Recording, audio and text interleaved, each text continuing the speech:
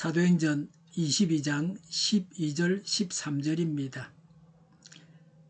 거기에 아나니아라는 사람이 있었습니다. 그는 율법을 따라 사는 경건한 사람으로 거기에 사는 모든 유대 사람에게 칭찬을 받는 사람이었습니다.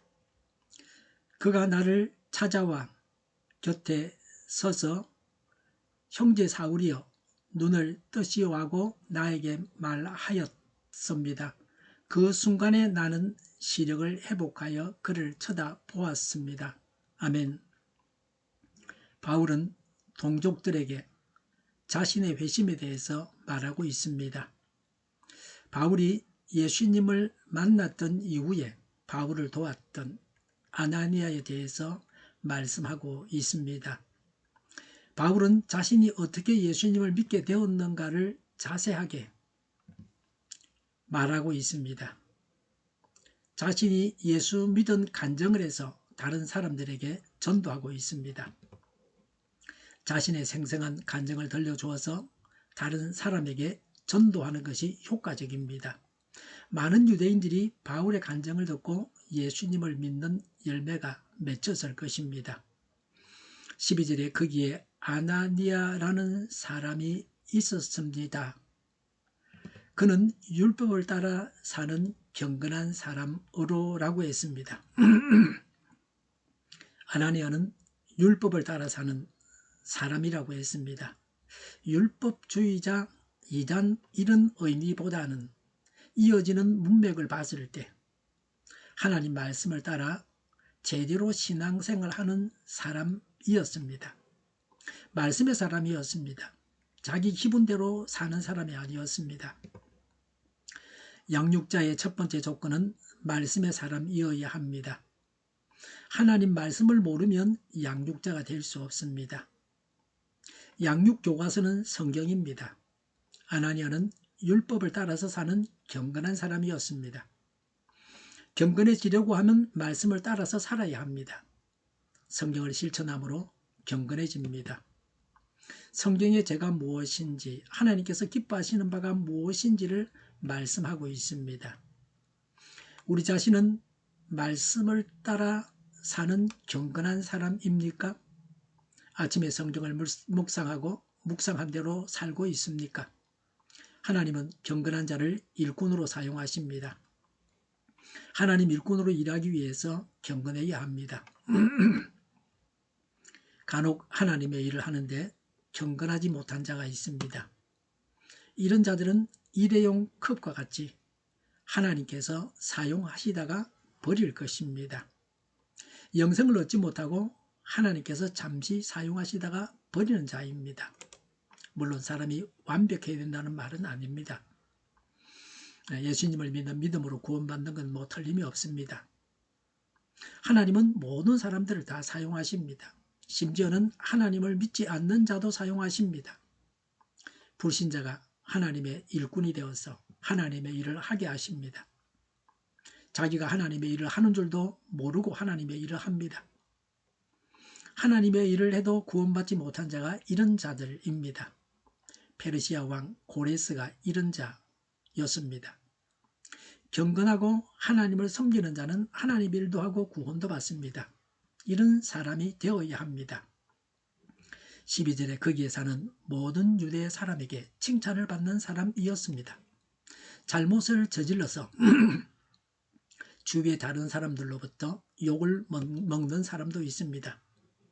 손가락질 당하면서 불명예스럽게 사는 것입니다. 아나니아는 칭찬받는 선한 자였습니다. 우리도 사람들로부터 칭찬을 받아야 합니다. 하나님의 일꾼이 되기 위해서 사람들에게 선한 일을 하고 칭찬을 받아야 합니다. 웃는 얼굴로 인사만 잘해도 호감을 얻습니다. 어르신들의 말을 잘 들어주기만 해도 가까워질 수 있습니다. 잘 모르는 것이면 친절하게 알려드려서 도울 수도 있습니다. 세상 사람들처럼 악행을 하지 않아도 선한 사람이라고 할 것입니다. 행설수설하지 말고 무슨 말을 하는지 알아들을 수 없게 자기 말만 늘어놓지 말고 중요한 말만 간략하게 말을 하면 사람들이 좋아합니다. 알아듣기도 쉽습니다. 자기 일에 충실해서 칭찬을 받아야 됩니다. 사람들이 칭찬하고 하나님께서도 칭찬하는 사람이 되어야 합니다. 먼저 하나님이 인정하는 사람, 그 다음에 사람이 인정하는 사람이 되어야 합니다. 공연히 욕을 먹어서는 안 됩니다. 욕 먹을 일은 줄여야 합니다. 칭찬받을 일만 해야 합니다. 물론 욕을 먹더라도 해야 할 그런 일이 있다면 해야 되겠죠. 그것을 금하는 것은 아닙니다. 아나니아의 사역에 대해서 말합니다. 아나니아가 무슨 일을 했는가를 말씀합니다.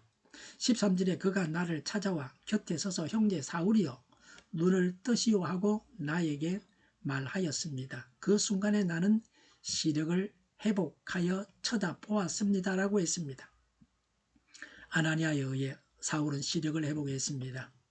시력을 잃었으면 시력을 보게도 하시는 하나님이십니다. 철학은 끝없는 질문을 합니다. 그래서 질문하다가 지칩니다. 물론 질문이 중요하죠. 그러나 답이 있어야 되는 겁니다. 뭐 꼭 답이 없어도 되겠지만 질문 자체로 의미도 있겠지만 말이죠. 그러나 하나님은 해답이십니다.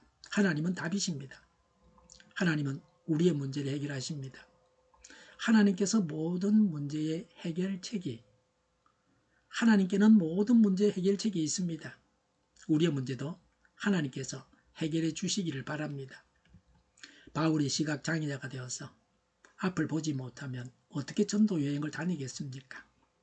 사도로서 복음을 전할 수 있겠습니까? 하나님은 문제를 해결해 주셔서 하나님의 일을 할 수 있게 하셨습니다. 하나님은 혼자서 일하시지 않으십니다. 하나님은 자신의 종을 통해서 일하십니다. 모세를 사용하신 하나님께서 바울에게는 아나니아를 사용하셨습니다. 하나님은 사람을 통해서 일하십니다. 우리도 하나님께서 우리를 사용하시기 바랍니다. 오늘도 하나님의 종이 되어서 하나님께서 시키시는 일을 해야 합니다. 하나님의 종이 된 자가 행복합니다. 하나님께서 사용하시는 종입니다. 하나님의 종은 어떤 사회적인 지위보다 높습니다. 그런 자부심을 가지고 하나님의 일을 해야 합니다. 하나님께서 크신 분이시기 때문에 하나님의 일꾼도 이 세상 일을 하는 사람들보다 큰 자입니다.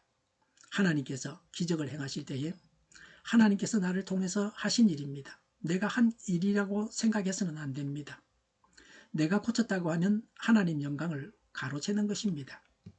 하나님께서 가장 싫어하시는 죄가 이것입니다. 모세가 가나안 땅에 들어가지 못한 것도 이 때문입니다.